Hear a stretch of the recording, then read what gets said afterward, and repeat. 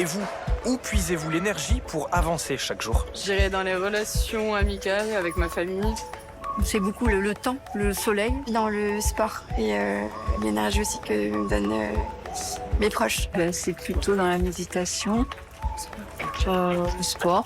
Pour vous, c'est quoi puiser à la source? C'est puiser à la source de son intérieur, enfin travailler son intérieur et puis le restituer pour vivre une vie meilleure. C'est essayer de se connecter à ce qui n'a pas vraiment de nom, qu'on peut appeler certaines personnes Dieu, chez certaines personnes la source, la lumière. Puiser à la source, il y a quelque chose qu'on a en soi et nos valeurs, notre énergie, et ce qu'on en ressort. Le matin, avez-vous un rituel ou quelque chose qui vous donne de l'énergie pour commencer la journée? J'essaie quand j'ai le temps de faire un peu de cohérence cardiaque. Tous les matins, je fais du sport. Quel type de ressource est essentiel dans votre vie? Alors avoir des projets. Aimer l'autre, aimer son prochain, comme soi-même. La famille, les amis, notre environnement, disons, social. Une vie sociale, voilà. Ouais. Pour moi, mes enfants. Le soleil, le temps. Bonjour et bienvenue dans ce nouvel épisode de Ma Foi, l'émission qui parle de la foi chrétienne et qui pose des questions sur de grands thèmes de société. Aujourd'hui, nous parlons de l'acte de puiser. Puiser dans notre corps, dans notre esprit, dans nos relations. Un acte simple mais fondamental pour se régénérer et traverser les épreuves. Alors, où trouver ces ressources qui nous permettent de tenir? Pour le comprendre, nous avons mené notre enquête. Puiser, c'est puiser de la force dans notre corps, véritable réservoir d'énergie. Un peu plus tard, nous prendrons la route du désert du Negev avec Pierre-David Taubois. À ses côtés, nous découvrirons l'art ancestral de puiser l'eau en plein désert. Le puits, ça représente la dépendance à Dieu. Dans l'histoire d'Abraham, on voit que tout son parcours qui a été jalonné de puits. Et pour m'accompagner tout au long de cette émission, j'accueille Samuel Duval. Pasteur et chroniqueur radio, Samuel Duval est passionné par les Écritures. À travers ses nombreuses interventions, il invite à puiser dans la foi pour trouver des repères et nourrir l'espérance. Samuel, bonjour. Bonjour David. Merci d'être avec nous. C'est un plaisir que d'être là. Alors tu as dû voir dans le micro-trottoir ces personnes qui disent qu'elles puisent dans différentes sources. Certains c'est leur famille, d'autres c'est la nature, certains la prière. Qu'est-ce que tu penses de cette soif commune? D'abord, je trouve ça intéressant de voir que quelle que soit l'approche que les gens ont, ils ont soif. Ouais. Et ils vont trouver un moyen, quelque chose pour pouvoir le nourrir. Mais ça me montre aussi une très grande vulnérabilité que l'on a parce que ça crée une dépendance de l'objet ou de la personne dans lequel on a puisé. Et quand tout à coup le sens s'effondre, eh ben il y a un manque terrible qui arrive. Et toi, du coup, tu es pasteur, passionné des Écritures. Je crois qu'il est de nombreuses fois question dans la Bible de sources, de puits. Justement, ce qui est très intéressant, c'est l'histoire d'Isaac. Et qui vient et qui va à un moment être dans la bénédiction de Dieu, tout marche bien pour lui. Et puis les Philistins qui sont là sont jaloux de ce qui se passe, le rejettent et donc le renvoient au désert au sens littéral du terme. Et donc il va partir à la quête d'eau parce que sans eau on meurt. Et dans cette quête d'eau, eh ben c'est pas le premier puits qu'il va trouver ni le deuxième qu'il va trouver qui va lui permettre de pouvoir s'en sortir. Il va trouver de l'eau. Et tout de suite, les Philistins vont arriver en lui disant non, il est pour nous. D'ailleurs, il va appeler ce puits-là, c'est le puits de la révolte, c'est ce puits où tout à coup, on vient contre moi, on vient spolier ce qui m'appartient. Et ce qu'il y a de très intéressant à voir à ce moment-là, c'est que Isaac, il va pas se battre pour ça. Il va pas se battre en disant tu viens me voler, tu viens prendre ce qui m'appartient. Eh ben, prends-le. Moi, je vais aller prendre un autre puits. Il va aller chercher un deuxième puits. Et pourquoi il se bat pas? Pourquoi il part creuser ailleurs alors qu'il pourrait défendre ce qu'il a fait? Il pourrait le défendre et c'est la première réflexe que nous on pourrait avoir. Mais c'est justement ce qui est intéressant, c'est de voir que se défendre contre quelqu'un qui vient nous spolier, ça porte rien. C'est un peu cette vision de la non-violence qui a été donnée par que ce soit Martin Luther King ou qu'on va trouver en Afrique du Sud avec Mandela. C'est que si je réponds à la violence par la violence, j'obtiens la violence. Ça peut pas aller. Un exemple simple. Vous êtes dans votre vie, vous êtes là et puis vous avez des personnes qui viennent prendre de votre énergie vitale par vos questions, par la manière dont ils viennent dans votre vie, et vous savez pas comment vous démener contre ça. Alors vous voulez les persuader d'aller voir un psy, d'aller voir un pasteur ou je sais pas quoi, et vous passez une énergie monstre à vous défendre contre quelqu'un qui vient simplement corréler, c'est-à-dire vous spolier simplement de votre esprit vital ou même de votre propre expérience. Qu'est-ce qu'il fait Isaac? Il dit, c'est ton histoire, je te laisse avec ton histoire. Tu veux me le voler? Prends-le, moi je vais ailleurs. Alors passer à autre chose, c'est pas évident, ne pas s'accrocher. Et en quoi la foi peut être une réponse, la foi en Dieu, la confiance en Dieu peut être une réponse pour passer à autre chose? Parce que la foi, elle s'appuie sur beaucoup de choses, dont l'expérience qui nous a précédés. C'est-à-dire l'histoire qui nous a précédés. C'est le cas pour Isaac. Lui, il a une histoire qui l'a précédé, celle d'Abraham, dans laquelle il a pu voir que, au-delà des adversités, Dieu était présent. Donc il y a quelque chose chez Isaac qui peut le pousser à oser ne pas affronter, parce que il y a l'expérience passée qui lui dit te bats pas. C'est pas là que tu vas trouver ta solution. Il y a autre chose peut-être devant toi et donc tu peux y aller. Et ça, c'est la foi. Non, merci Samuel pour ces premiers éclairages. Ce que je te propose, c'est de continuer à creuser notre puits, à continuer à questionner ce thème. Nous avons mené une enquête auprès de spécialistes sur le thème de puiser à la source. Je vous propose de regarder ça et on se retrouve juste après. Aujourd'hui, nous nous posons la question du sens de puiser. Ce geste fondamental permet de renouveler notre énergie en nous connectant à nos ressources essentielles, qu'elles soient intérieures ou extérieures à nous. Puiser, c'est puiser de la force dans notre corps. Véritable réservoir d'énergie, capable de se régénérer et de se fortifier. Grâce à la libération d'endorphines et de dopamine, ainsi qu'à l'autophagie, notre organisme transforme les défis en opportunités de renouveau et d'équilibre. Ces mécanismes biologiques témoignent de la capacité de notre corps à s'adapter et à dépasser l'adversité. Mais ils reposent aussi sur notre capital santé et une alimentation équilibrée afin que notre puits d'énergie ne se tarisse pas au point de nous fragiliser. Le corps est une usine incroyable qui a su s'adapter au manque alimentaire, en particulier dans les périodes de jeûne.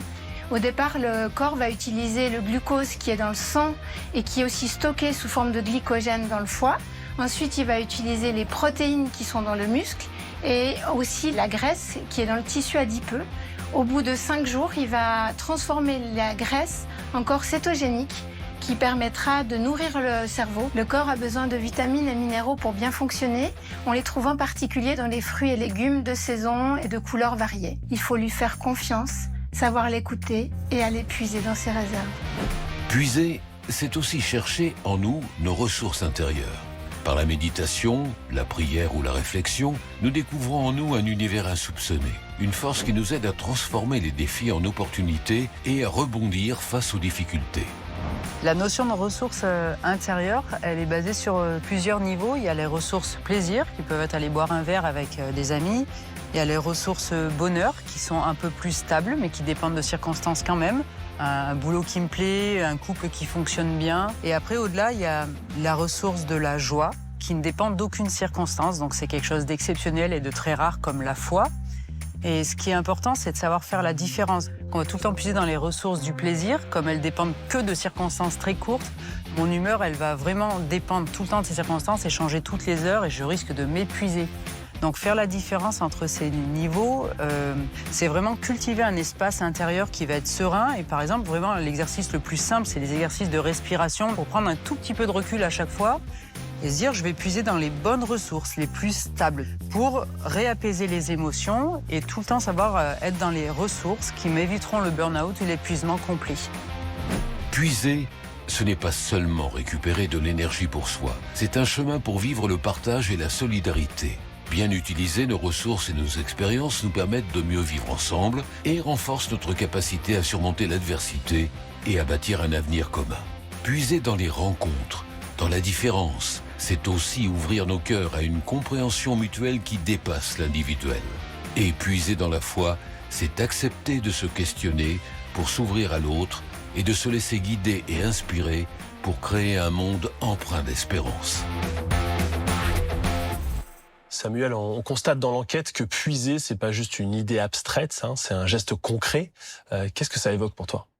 Ça évoque le fait qu'il y a des ressources qui sont présentes, qui sont là, et sur lesquelles qu'on peut aller chercher. Ça va bien quand elles sont en nous et qu'on va bien. Mais quand ça va pas bien, beaucoup de choses qu'on a entendues, ça peut pas se mettre en pratique, ça peut même être culpabilisant. Et c'est là où ça devient intéressant de voir quel est ce troisième puits que Isaac va voir. Il y a un puits, Rehoboth, là, qui apparaît et qui semble répondre à toutes ses attentes. Parce que tout à coup, ce puits, il trouve de l'eau. Et il va l'appeler Rehoboth parce que Rehoboth, c'est véritablement la réponse à nos prières. Le travail va bien, la famille va bien, le sens dans notre vie va bien. Tout est là pour que la vie soit belle et pourtant, il va pas rester. Et là, c'est lui qui décide de partir. Là, il y a quelque chose d'assez extraordinaire qui se passe dans cette histoire, parce que ce qui semble être une bénédiction, en réalité, n'en est pas une. Tout va bien et il part. C'est quand même surprenant comme réaction. Et c'est justement là, il va trouver son chemin. C'est d'abord en se mettant en marche. Et cette notion de se mettre en marche, c'est une notion fondamentale dans la vie. C'est-à-dire que la problématique du puits en lui-même, c'est qu'il est fixe quelque part. Or, notre vie, c'est quelque chose en mouvement, qui s'adapte perpétuellement. Et donc, le fait de se mettre en marche, c'est que tout à coup, il manque quelque chose à Isaac. Il manque à Isaac une parole d'alliance. En clair, la parole que son père avait reçue. Il lui manque une parole pour lui-même, qui lui permette de se trouver. Tout à coup, Isaac, il a conscience que la réponse à ses prières, la bénédiction n'est pas un but en soi. Le fait de pouvoir puiser de l'eau, c'est pas pour être béni, c'est pas pour pouvoir être mieux, c'est pas pour avoir une consommation extraordinaire, c'est pour autre chose. Et donc il va partir, justement à Beersheba pour trouver autre chose. Et sur ce chemin, c'est là qu'il va trouver la bénédiction. Il va pas trouver l'eau.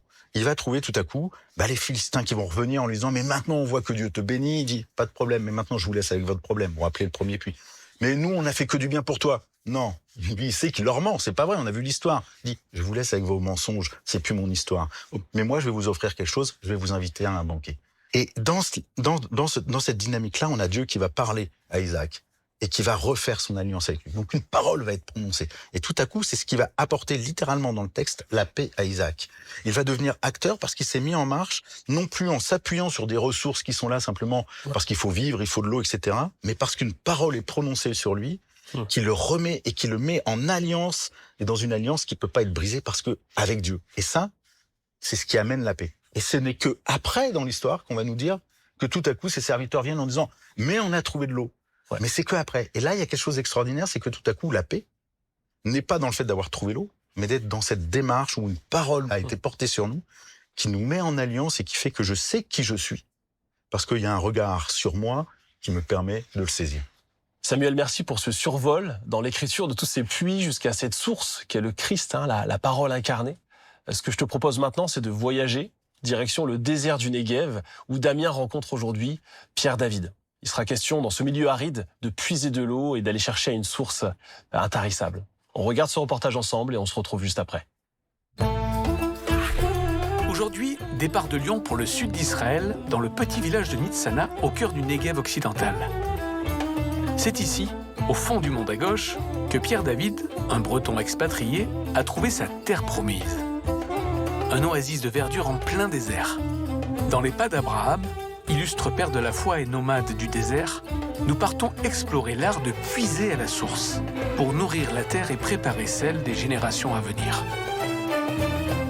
Salut Pierre David. Bonjour, bienvenue. Content de te rencontrer avec plaisir. Dans ton désert. Alors pour commencer, j'aimerais comprendre qu'est-ce qui t'a amené au bout du monde à gauche, comme on dit ici. Alors effectivement, c'est une expression locale et le bout du monde à gauche, c'est Nitzana. C'est une vocation un petit peu familiale. Mon père, Jean-Marc Taubois, a fait ses études d'histoire et d'archéologie en Israël. Il a fait aussi des études pastorales à Jérusalem. Et puis ensuite, il a développé une revue sur Israël. Il a beaucoup voyagé aussi dans le pays. Donc depuis petit, tu as été initié à Israël, mais qu'est-ce qui t'a amené dans le désert spécifiquement ? Alors, en fait, à la base, c'était pas prévu forcément le désert. On avait la volonté de vivre une vie un petit peu hors des sentiers battus. Et le village ici nous offrait justement cette possibilité de le vivre. Le fondateur Lova Eliav, qui a donc développé ce village, avait cette vision de faire refleurir le désert, mais aussi permettre à différentes communautés de vivre ensemble. Et puis nous, ça nous correspondait parce que ça nous permettait de revenir à ce qu'était la vision finalement primitive de l'Église, c'est-à-dire une communauté juive croyante et une communauté non juive de croyantes qui vivaient justement autour de la personne, de la question de Jésus. Alors refleurir le désert, est-ce que c'est une notion spirituelle, une métaphore ? Alors effectivement, ça peut être une métaphore, mais c'est quelque chose d'extrêmement concret parce que ça veut dire développer en particulier l'agriculture. Et qui dit agriculture dit évidemment toute la question de l'eau. Et pour puiser l'eau dans le désert, j'imagine que c'est un sacré challenge. Il y a de l'eau. Et justement, pour te le prouver, j'aimerais maintenant t'emmener visiter une ferme qui se trouve juste à côté. Allez, je te suis. On y va.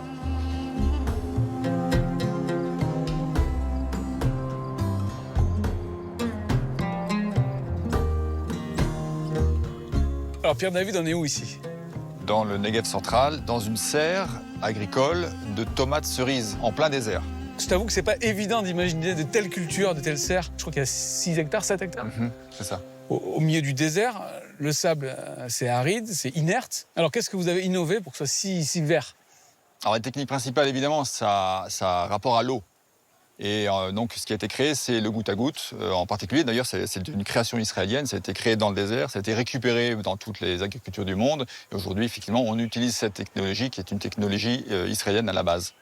Alors, le goutte à goutte, en fait, c'est un principe simple à la base. C'est-à-dire, on met de l'eau dans un tuyau et il y a ensuite un système qui brise la pression de l'eau et qui l'amène à être débité à une quantité que l'on veut exactement. Que ce soit 2 litres, 4 litres, 8 litres, ça va dépendre des plantes. L'idée, c'est ça. Tu parles de ce goutte à goutte qui est mondialement connu, mais l'accès à l'eau, c'est déjà une contrainte. On a ici, dans la région où on vit, une nappe qui s'appelle la nappe nubienne, qui contient de l'eau pour 1 500 000 personnes pendant 250 années. Ok, donc ça ira. Il y a ce qu'il faut. Alors, il y a 2 contraintes. C'est que d'abord, elle est profonde, elle est à 600 mètres sous terre. Ok. Il faut aller la chercher. Et deuxièmement, c'est qu'elle est saumâtre, elle est légèrement salée. Donc, il faut la désaliniser. Donc, on la désalinise sur place pour la consommation et pour l'agriculture aussi. Mais l'apport d'eau saumâtre de manière mesurée produit dans la plante un stress hydrique qui va se mettre à produire du sucre. Alors, la meilleure façon de s'en rendre compte, c'est de goûter une tomate. Voilà. Donc elles sont sont très charnues et très sucrées. Et elle est stressée surtout. Voilà. Elle est issue d'un stress hydrique entre autres. Ok.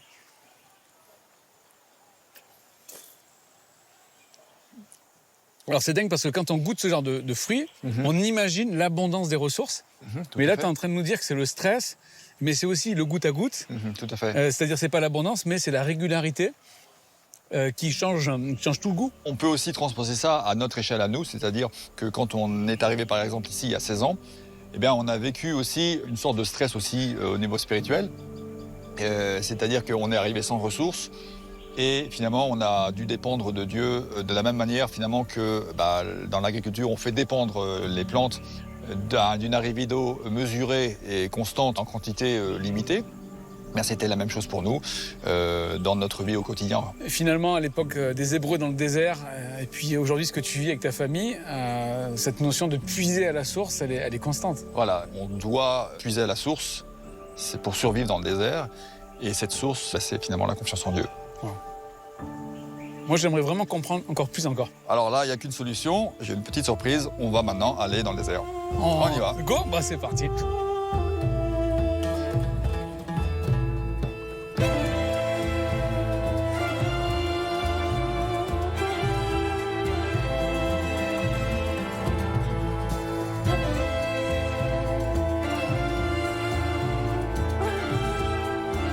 Je t'avoue que quand on regarde à l'horizon le sable et les cailloux, on a du mal à comprendre où on peut trouver de l'eau ici. Hein.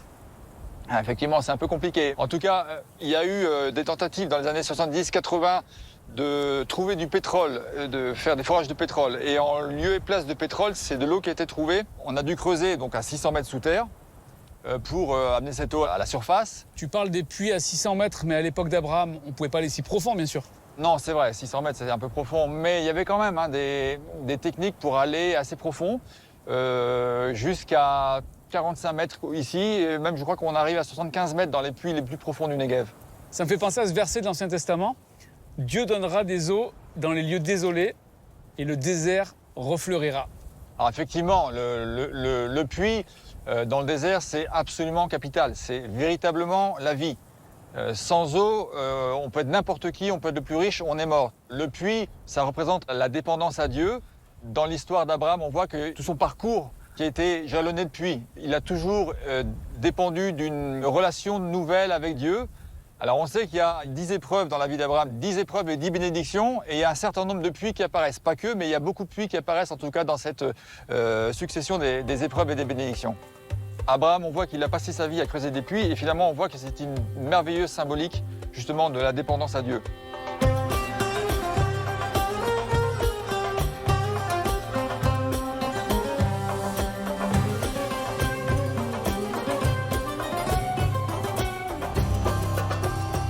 Alors voilà, on est arrivé maintenant au puits appelé puits de Moïse, qui a au moins 3000 ans. Alors ça, c'est à minima.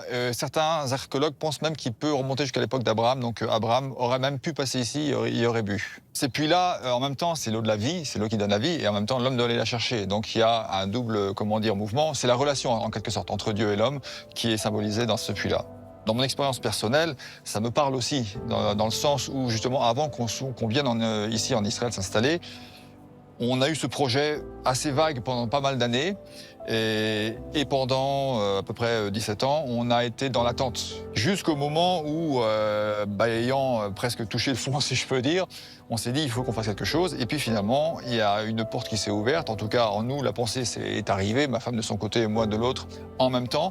Et on s'est dit, voilà, finalement, il faut qu'on creuse aussi notre puits à nous. Et puis finalement, ce puits-là, eh bien, on l'a creusé en partant en Israël, en laissant tout en France, c'est-à-dire en abandonnant tout ce qu'on avait là-bas. On est parti sans rien, avec les enfants, complètement à l'aventure. Et ça a été très compliqué parce que quand on arrive comme ça, sans vraiment de projet bien défini, dans un pays qui est comme celui d'Israël, qui est un pays pas facile, eh bien, il y a une multitude de difficultés qui nous sont tombées dessus, évidemment. Les visas, comment survivre ici, comment nous intégrer, les structures à trouver, etc., etc.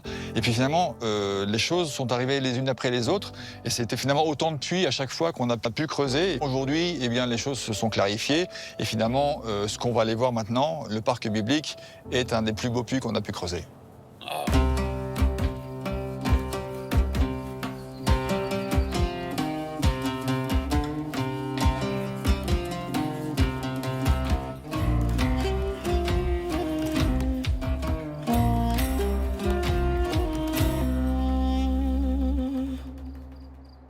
Alors là, on est dans le parc biblique du désert de Nitzana.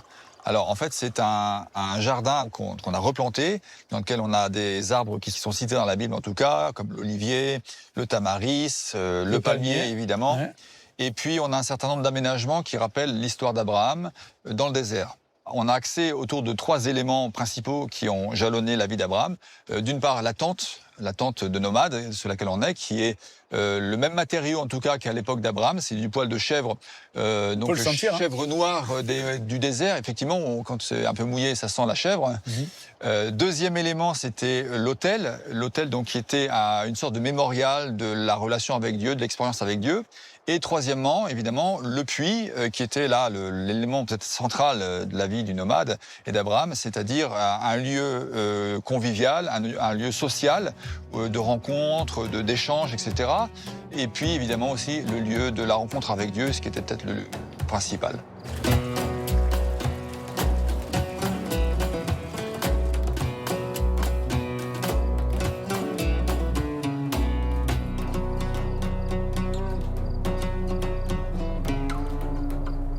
Alors je t'avoue que ce puits correspond plus à l'imaginaire que j'en ai quand je lis l'Ancien Testament. Alors oui, effectivement, il y a des puits qui sont un peu comme celui-ci. Il y a des puits qui sont ensuite, par exemple, c'est une grosse pierre qui est trouée en son centre et qui est posée sur le sol. Et puis il y a ce fameux puits dans le Nouveau Testament de la Samaritaine où Jésus va demander de l'eau à cette femme, avec qui il n'est pas censé parler, des peuples qui s'entendent très mal, je crois. C'est vrai que c'était une rencontre un petit peu contre nature parce que les peuples ne se rencontraient pas. Donc ce puits-là est la raison d'une rencontre qui n'aurait jamais dû se faire. Ça, c'est intéressant aussi. On est tous en quelque sorte de la Samaritaine qui devons venir boire au puits. On a tous en fait notre rencontre avec Jésus au puits. J'en profite d'être avec toi parce que tu es un connaisseur du puits. Il y a un verset que je ne comprends pas. Quand elle le provoque, elle lui dit « Mais qui es-tu? Est-ce que tu es aussi grand que Jacob ?» Comment tu le comprends? Elle fait mention d'un midrash, d'une tradition extra-biblique qui raconte que quand il est parti voir Laban, eh bien Jacob est arrivé au puits et a fait monter l'eau jusqu'en haut du puits en fait. Ça veut dire que, eh bien, elle demandait si finalement Jésus était plus grand que Jacob et qu'il pouvait lui aussi finalement faire monter cette eau pour elle. Et ce qui est dingue, c'est que Jésus va plus loin encore dans la métaphore en lui expliquant que cette eau, c'est lui. Il est l'eau vive. Oui, c'est vrai. Et en même temps, moi, cette histoire, c'est une invitation à la rencontre avec Jésus au puits. Celui qui boira de cette eau n'aura plus jamais soif, ce sera pour l'éternité.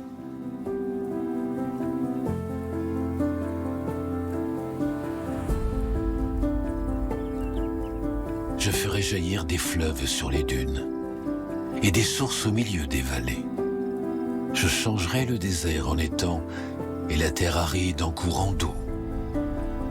Je mettrai dans le désert le cèdre, l'acacia, le myrte et l'olivier. Je placerai dans la steppe le cyprès, l'orme et le buis, tous ensemble, afin qu'ils voient, qu'ils reconnaissent, qu'ils observent et comprennent ensemble que la main de l'Éternel a fait ces choses, que le Saint d'Israël les a créées.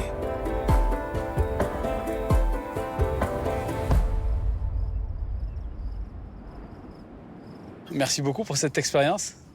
Avec plaisir. Le désert, c'est vraiment le lieu de l'hostilité, l'aridité. Et en même temps, avec ces puits, on se rend compte de cette générosité.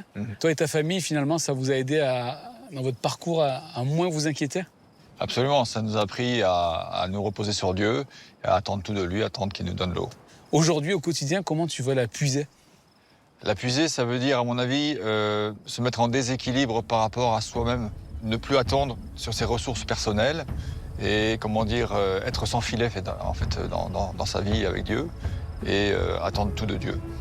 Il faut se perdre dans le désert et faire jaillir l'eau vive que Dieu a prévue pour toi.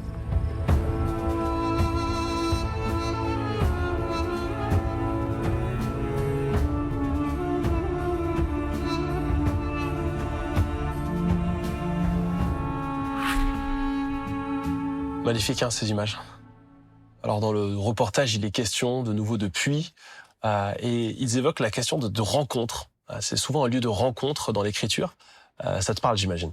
C'est super intéressant parce que dans notre histoire avec Isaac, le puits d'Isaac dont on a parlé, c'est le puits où Jésus va faire la rencontre avec la Samaritaine. Et donc, c'est assez intéressant de voir que tout à coup, on va avoir une réalisation, une mise en pratique de ce puits profondément libérateur de cette rencontre, parce que tout à coup une alliance va être scellée, mais surtout de voir comment l'alliance maintenant est scellée avec la Samaritaine. C'est pas simplement par une parole extérieure, mais c'est par un regard qui est posé, le regard que Jésus-Christ porte sur la Samaritaine. Il la voit comme elle est, et pas comme pécheresse. Il la voit comme elle est dans son histoire. Il va la connaître. Et là, c'est intéressant parce que elle, ça va être le moment déclencheur pour elle, pour aller annoncer à tout le monde qu'elle a trouvé celui qui l'a vue. Et c'est parce que tout à coup, ce regard la voit dans son histoire, et donc lui dit, mais ton histoire, c'est ce que tu es, et tu es bien plus que ton histoire, que tout à coup, la rencontre se fait, et que cette femme, elle reconnaît en Jésus-Christ le Messie, qu'elle va l'annoncer, ça va être extraordinaire, le fait que ce puits va devenir une source d'eau vive en Samarie et tout autour. Et là, il y a quelque chose d'extraordinaire de voir que cette alliance, c'est ce regard sans jugement que Dieu porte à travers Jésus-Christ sur chacun d'entre nous. Son regard est suffisant. Tout à coup, je ne suis pas simplement enfermé dans un faire ou dans une vie de causalité, mais tout à coup, mon existence, mon être est ce qu'il y a de plus précieux dans le regard de Dieu, parce que je suis précieux, que j'ai de la valeur à ses yeux et qu'il m'aime. Et c'est suffisant. Et en quoi ce nouveau regard posé sur nous, du Christ, change notre perception des choses et notre regard à nous? Parce que quand on dit qu'on va puiser quelque part, il y a une action, il faut bien lancer le seau, il faut bien retirer l'eau. Qu'est-ce que ce regard change et comment il nous met en marche finalement? Pour moi, ce regard il change parce qu'il m'amène à changer mon propre regard sur les autres. Ouais. C'est-à-dire que si c'est ce regard du Christ qui me touche, alors mon regard sur l'autre va changer aussi. Et donc je vais être à la fois celui qui reçoit de l'eau, mais aussi celui qui puise et qui peut le donner à l'autre, qui peut l'amener à l'autre, et de manière complètement intarissable. C'est-à-dire que tout à coup, de voir dans n'importe quel homme, n'importe quelle femme, un frère, une sœur d'humanité qui est de même valeur que moi. Et c'est ça, puiser pour moi. Puiser, c'est saisir ce regard, me dire qui je suis, et c'est aussi pouvoir changer mon regard sur celui que j'ai sur l'autre.